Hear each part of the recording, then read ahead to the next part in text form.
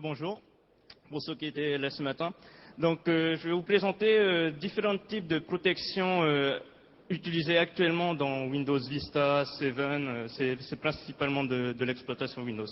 Donc, il y aura des bases assembleurs à avoir. En une demi-heure, c'est très difficile de vous présenter tous les bypass qui vont bien. Donc, je vais me représenter pour ceux qui n'étaient pas là. Je m'appelle Warren Levin et je suis étudiant en tout ce qui est forensic computing, investigation en criminalité informatique. Et donc je suis passionné par la sécurité informatique comme beaucoup d'entre vous.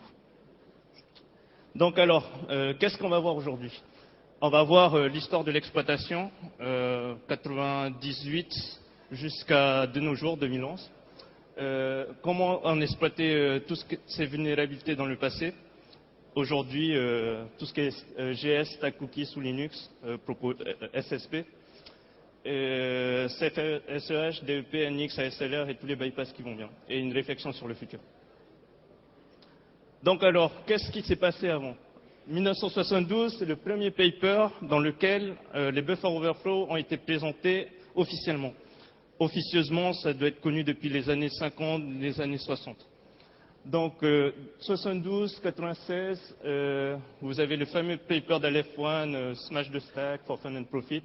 Vous avez toutes les techniques de reuse, en fait, de code reuse, de Solar Designer, Matt Conover, il fait les heap overflow, format string, et vous avez le reste. Donc, les protections, en fait, elles ont suivi bien après. Les buffer overflow ont été exploités pendant 20 à 30 ans avant qu'il y ait des premières protections, le DEP. Cette protection consiste à rendre des zones non exécutables. Donc la stack, on pouvait plus retourner sur la stack directement et exécuter du code. Il fallait passer par d'autres techniques comme le Red to Lead de Solar Designer. Donc on est passé au DEP, à SLR en 2005, macOS. Et macOS, on se rend compte en fait qu'ils sont toujours les bons derniers. Ils arrivent toujours 3 ou 4 ans après Linux. De nos jours, macOS, si vous exploitez, la SLR est très partielle. C'est fait par machine et pas par process. Vous bootez votre machine et en gros, tous vos process auront plus ou moins le même address space. Mais si vous éteignez, vous le rebootez, vous aurez un autre address space, mais il sera partagé entre tous les process en fait. Donc, les formats string.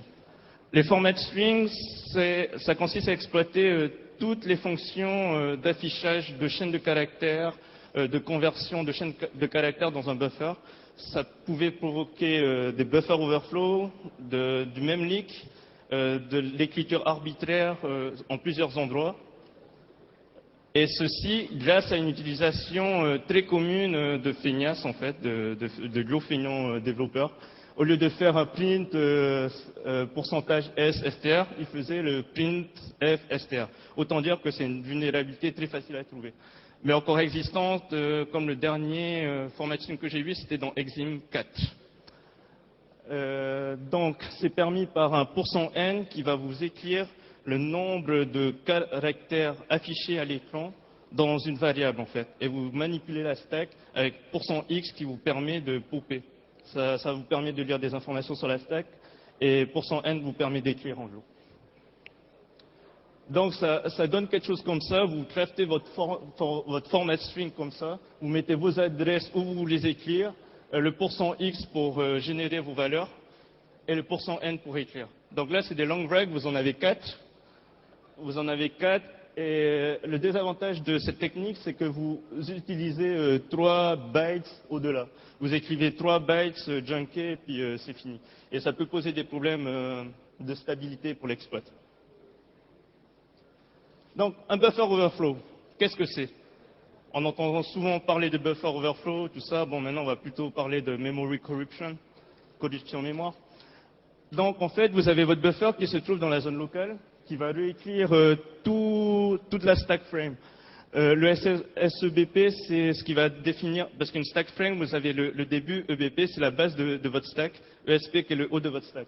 Donc SEBP, c'est le pointeur de base de la stack frame précédente. Et SEIP, c'est l'adresse de retour sur lequel votre fonction va retourner après écriture. Donc en gros, dans le passé, il suffisait d'écrire SEIP, de pointer ça sur la stack et vous exécutez du code. Ni plus ni moins. Très facile.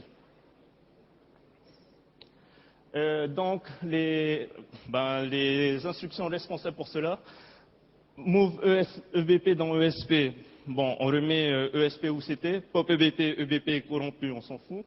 RET, il va popper votre adresse de SEIP, et puis vous contrôlez. Et sous Windows, une technique très utilisée avant Windows XP, c'est le SEH Exploitation.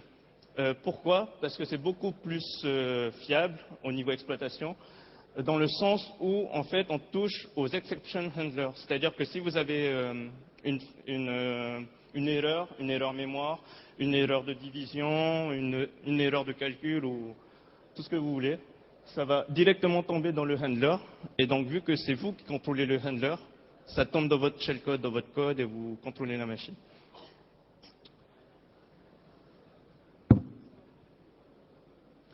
Donc, Alex Sotirov, en 2009, il a présenté toutes les protections actuellement utilisées dans les Windows. En gros, vous avez une très nette séparation entre 2003 et avant et après. Avant 2003, en gros, vous avez tout ce qui est DEP, page non exécutable, stack non exécutable, heap non exécutable, mais vous n'avez pas la SLR. Je vais vous montrer tout à l'heure que sans ASLR, le DEP il sert en fait à rien du tout. Et tout ce qui est SEH Chain Validation, SEHOP, je voulais en parler, mais manque de temps, non. Donc, Stack Cookie, tout ce qui est Stack Guard, une des premières protections, ça aurait été de mettre une valeur arbitrairement générée par des fonctions mathématiques pseudo-random. Et en fait, en essayant de réécrire l'adresse de retour de votre fonction, vous réécrivez aussi cette valeur. Ce qui permet de détecter que vous avez essayé de corrompre la mémoire et donc d'arrêter toute exécution de code. Ça, c'est vrai ou pas. Et en fait, vous avez plusieurs types. Random XOR, c'est-à-dire la valeur de retour. Et donc, même si vous arrivez à écrire la valeur de retour, vous aurez réécrit le cookie et puis ça ne va pas marcher en fait. Et le cookie est vérifié avant le retour de la fonction. Donc les bypass. Ah, excusez-moi, le schéma. Donc, comme vous pouvez voir, si vous essayez de réécrire SEIP, vous réécrivez le cookie. Et dans tous les cas, on vérifie ce cookie, donc on arrête l'exécution. Alors, les bypass. On me dit souvent sur IRC, sur MSN, c'est non bypassable. Normal, dans les challenges, on ne vous donne pas de pointeur. On vous dit réécrivez et puis basta. Dans ces conditions, on ne peut pas le bypasser. Mais en fait, il y a plusieurs techniques pour le bypasser. Vous avez les formats string, vous pouvez réécrire par-dessus le cookie, enfin, vous réécrivez le SEIP sans toucher au cookie. Et vous pouvez utiliser des pointeurs, générer des tables d'adresses virtuelles comme utilisé en C++, C++, ouais. Et vous pouvez trigger le SEH en fait. Si vous arrivez à trigger le SEH, vous allez arriver à exécuter du code bien avant la vérification du cookie. Donc, cookie bypassé. Et il y avait une très vieille vulnérabilité dans Visual Studio 2004 ou 2005 qui était très rigolote en fait. Je vous remonte le schéma de stack.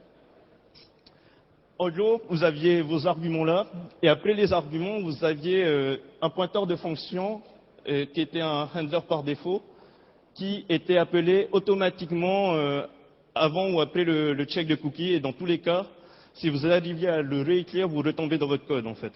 Un vieux bug d'implémentation. Donc le SEH, technique très commune, parce que il fallait protéger le SEH. Ça consiste en fait à créer une table des fonctions dans votre binaire. Et dès lors que vous essayez de réécrire le handler de votre structure exception handler, il y a une vérification que ce handler fait bien partie de cette table. Si ce n'est pas le cas, votre exécution elle est abortée, enfin elle est interdite. Ça interdit tout ce qui est read to code, pop-up read, qui est la technique habituelle car vous avez le pointeur vers votre payload en fait. Donc comment ça se bypass? Tout simplement, pas de exploit SEH, on tape directement dans le SEIP, pas de handler, donc pas de vérification de tableau. Et vous avez aussi l'utilisation de modules non CFSEH, ce qui concerne 60 à 70% des modules non Microsoft que j'ai vus. Alors, l'ASLR, c'est la dernière protection à la mode. Ça a été ajouté dans Windows Vista SP0, si je ne me trompe pas. En fait, toutes les attaques de code, d'exécution de code, de corruption mémoire, se basaient avant sur le fait qu'on connaissait les adresses du binaire, de la stack, qui étaient statiques, qui ne bougeaient pas du tout. Et donc, solution simple, on va randomiser ça, on va rendre des adresses aléatoires et bon courage pour les trouver. Donc, la stack, la heap, le kernel Windows, il est randomisé. Sous Linux, ce n'est pas le cas. Et macOS, comme je vous disais, jamais, et ça va apparaître cette année avec macOS Lion. C'est une des 250 nouveautés qu'ils ont soi-disant implémentées. Donc, l'ASLR, ça se bypass quand même. Vous avez tout ce qui est information leak, c'est-à-dire une reconstruction de la mémoire de votre programme. En leakant, par exemple, une ou deux adresses, vous êtes capable de reconstruire tout le layout du programme et donc de connaître les adresses statiques. Et en fait, vous travaillez qu'avec des offsets. Un offset, c'est un décalage relatif par rapport à la valeur absolue. Par exemple, une adresse absolue, ça serait 51 rue de Paris, par exemple. Une adresse relative, ça serait, bon, tu tournes à gauche à partir de ce stop et de ce camion, et puis voilà. Enfin, voilà. C'est un peu le même principe. Donc, vous avez tout ce qui est partial overwrite, read to code, c'est-à-dire, on connaît les adresses du binaire. Si ce n'est pas compilé en PIE, Position Independent Executive.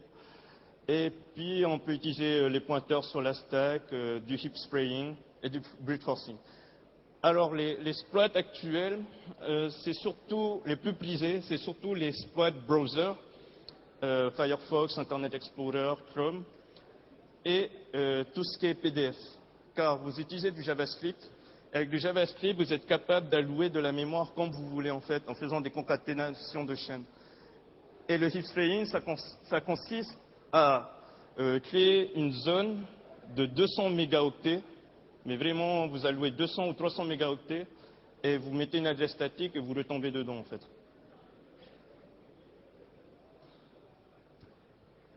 Et la dernière protection que je veux vous présenter, c'est le DEP et le NX. Donc, c'est les pages, mettre les pages comme non exécutables. C'est supporté en hardware par Intel et AMD, NX, le bit NX ou XD, c'est la même chose. Et vous avez quatre policies sous Windows XP avant Vista. Opt-in, c'est-à-dire vous mettez toutes les applications que vous mettez dans cette liste sera en DEP NX et tous les autres normal. Opt-out, blacklisted, c'est-à-dire que toutes les applications qui seront dans cette liste ne seront pas en DEP NX, tout le reste le sera. Always on, c'est toujours on pour toutes les applications, quelles qu'elles soient. Et always off, ben jamais. Donc le bypass.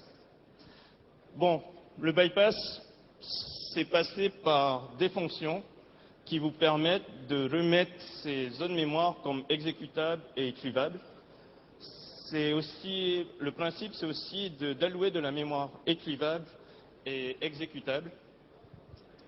Et vous allouez de la mémoire, vous modifiez les protections sur les pages, mais il faut que vous ayez accès à ces pages et que vous puissiez retourner dessus. Le but, c'est quand même d'exécuter du code. Et une des techniques les plus intéressantes qui m'a été donnée de voir, c'est le Write Process Memory. Le principe, c'est que la fonction se réécrit sur elle-même, en fait.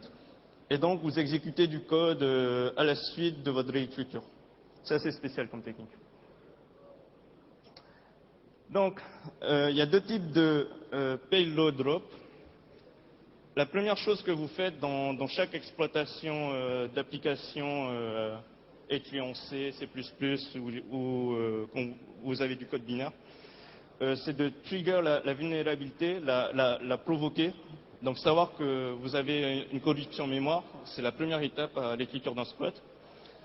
Et puis regardez toutes vos zones mémoire si vous avez des adresses statiques. L'important c'est d'avoir soit des adresses statiques, soit avoir une zone qu'on puisse contrôler, soit être capable de créer un layout de stack qu'on peut contrôler, de heap, enfin quelque chose qu'on peut contrôler. Le principe, c'est de supprimer tout ce qui est plus ou moins aléatoire et obtenir une fiabilité pour votre exploit en fait.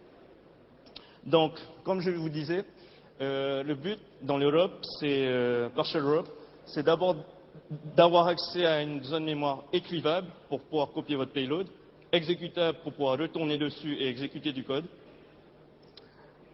Donc ça, et puis après vous avez des stagers et tout ça. Donc ça c'est un exemple, c'est un challenge. Bon, je ne vous ferai pas la démo de ce challenge, que j'ai très bien détaillé sur mon blog en fait. Donc dans ce challenge, il fallait exploiter un simple buffer overflow en remote sur Windows XP. Donc moi je suis passé par le direct read overwrite. Donc déjà je n'ai pas de problème de SEH. Et aussi j'allouais de la mémoire en fait. J'allouais la mémoire exécutable, écrivable. Et en fait j'avais deux stages. La première partie du stage de l'exploit, ça concernait tout ce qui était mémoire. La deuxième partie, ça concernait toute la partie payload. Donc ça m'a permis de bypasser le DEP et puis d'autres petits soucis. Bon, par contre, si vous faites des challenges, faites pas comme cet organisateur. On a eu droit à 3 binaires compilés. Premier, il était non exploitable, debug et GS. Deuxième, il n'y avait que le GS. Et le troisième, il était enfin exploitable. Bon, on a patché et puis on a quand même exploité. Alors, le deuxième type de payload drop, par ailleurs, ROP, c'est-à-dire Return Oriented Programming. Le principe, c'est d'utiliser du code déjà existant dans un binaire, car votre binaire, vous savez que vous avez des zones exécutables. Mais si leurs adresses sont statiques, vous pouvez réutiliser ce code.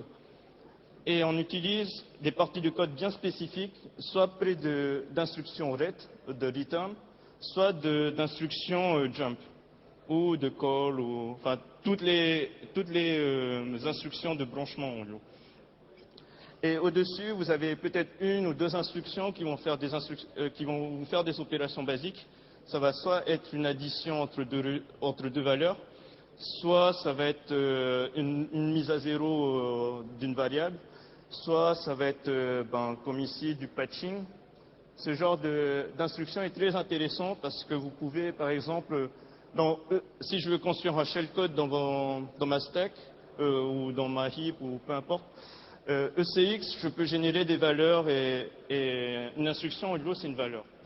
Donc je peux générer mes instructions en patchant la stack petit à petit en fait.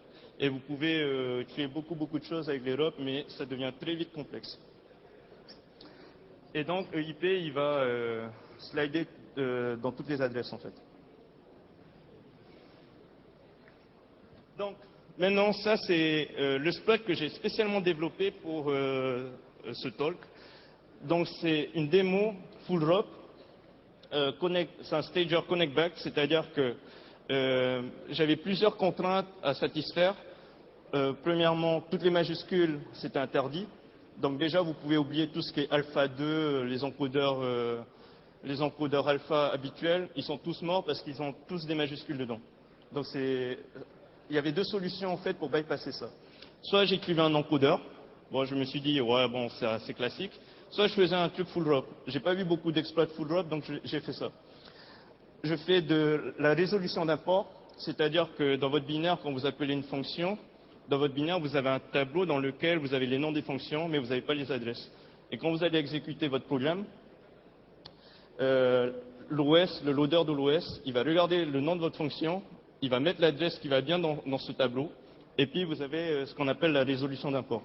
Donc en gros, je fais ça dans mon spread. Je fais du fixing, on n'a pas de droit au terminateur nul, parce que tout ce qui est fonction str, cpy, str, n, cpy et tout, ils vont arrêter de copier dès qu'ils arrivent à un nul. Donc il fallait que je fixe ça, que je fixe les arguments, les adresses, tout ça en n'utilisant que des gadgets. C'est en multistage parce qu'il va se connecter à ma machine, je vais lui envoyer une autre payload qui va allouer de la mémoire, un loader DLL, un exécutable, enfin un loader d'exécutable, et ensuite je rebalance un exécutable par ailleurs. Donc au minimum, c'est en 2 voire 3 stages. Ça, c'est le premier stage. Euh, bon, je vais vous faire la démo. Alors, oula, voilà. Où elle est ma souris? Alors,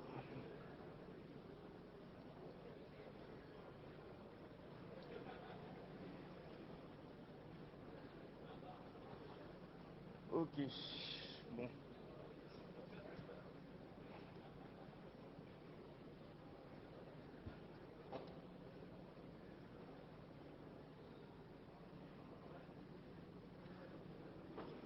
Bon, audio, je vais générer mon fichier.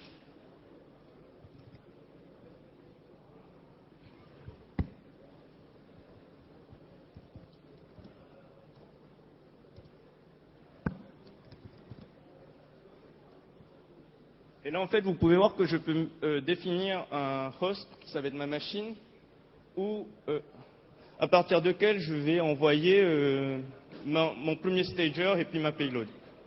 Et puis un port de connexion, parce que mon spot a besoin de se connecter à ma machine. Donc, c'est déjà configuré dans le firewall.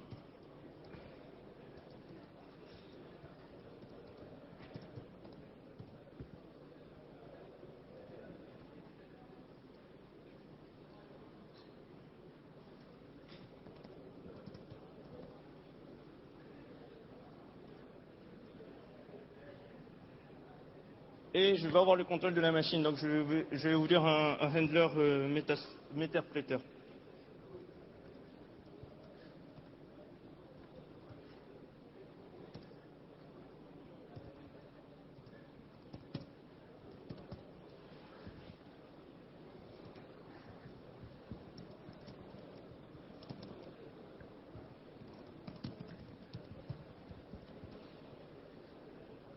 Ok. Ah mince.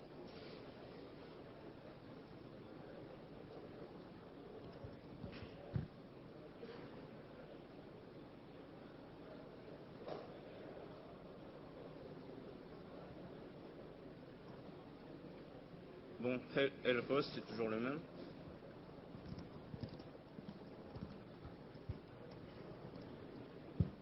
Oula.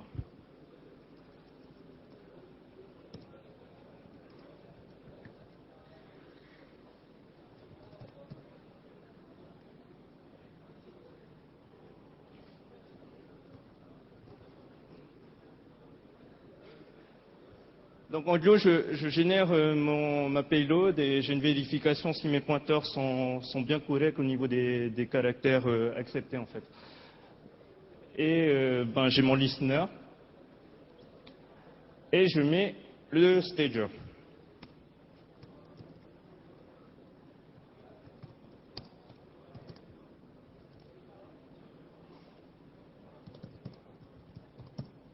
Ah, je vais y aller.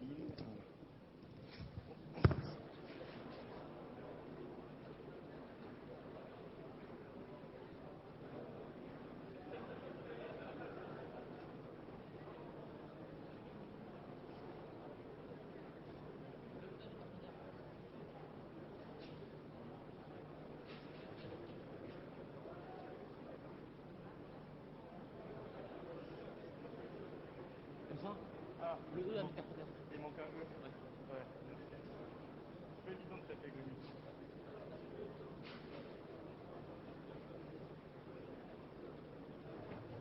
Donc voilà, on a LivoSoft, enfin. Fouh.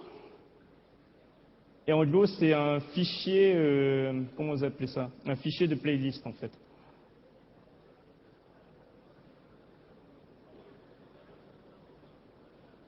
Bon, ça, je... Hop. Yes. Yes. Ah, qu'est-ce qu'il m'a fait? Ah, ben, je suis désolé, la démo, elle a merdé. Effet démo. Et en gros, en fait, en gros, je suis désolé. Loin de Murphy, j'y peux rien. Par contre, en fait, ce que je devrais avoir, c'est un shell m'interpréteur sur la VM, car j'envoie la payload et j'exécute du code. Mais bon, le Metasploit, apparemment, il me fait la gueule aujourd'hui. Donc voilà. Je vais repasser sur la diapo.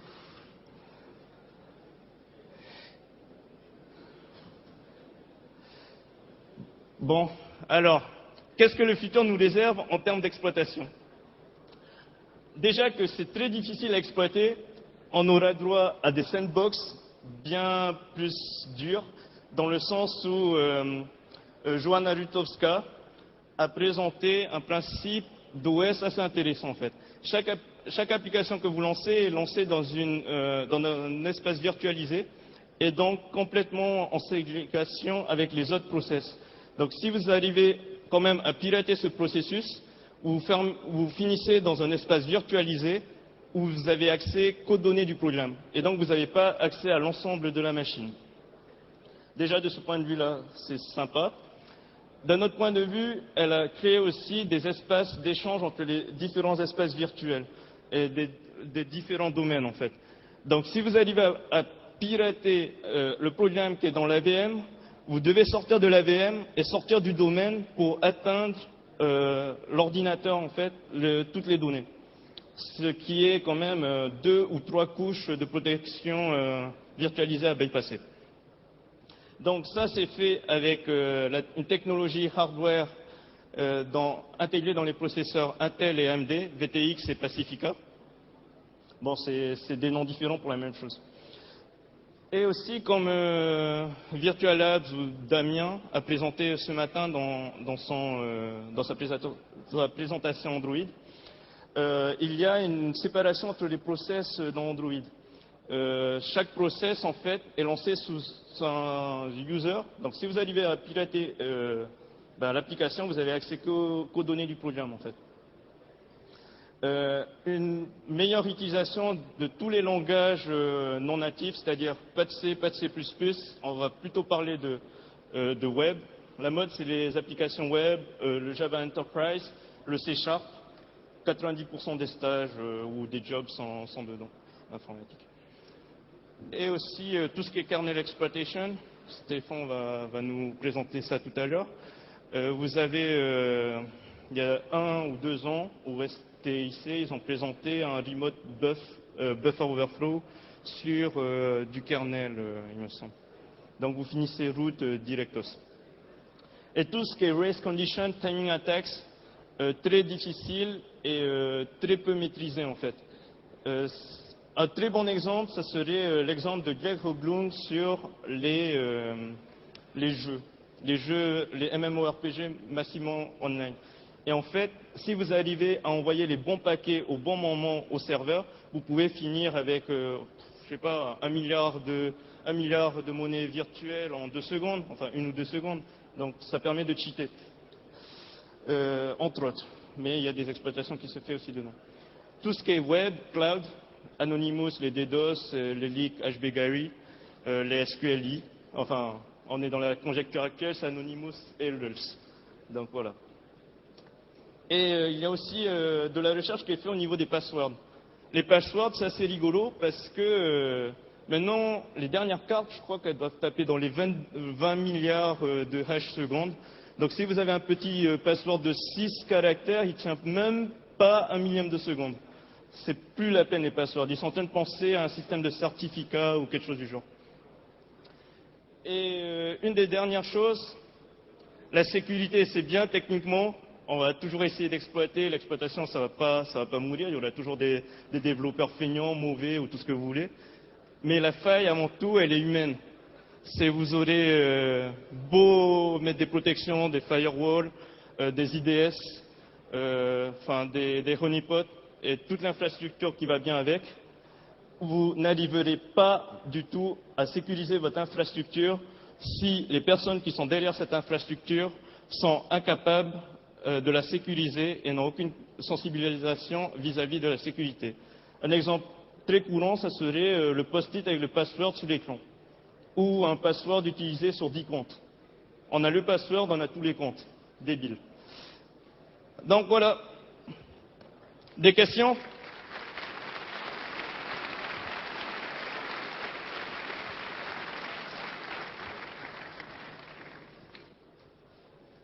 Et pour le spread, je le posterai sur mon blog qui est binholic.blogspot.com et j'expliquerai son fonctionnement.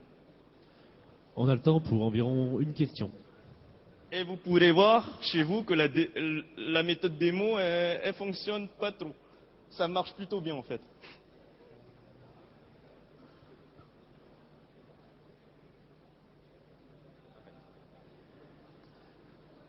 N'hésitez pas, hein, parce que c'est une conf très technique que j'ai dû condenser en 30 minutes, enfin en 30 minutes, 20-25 minutes. Alors il faut des bases d'assembleurs, de systèmes d'exploitation, de binaires, de fonctionnement de loader et de shellcode.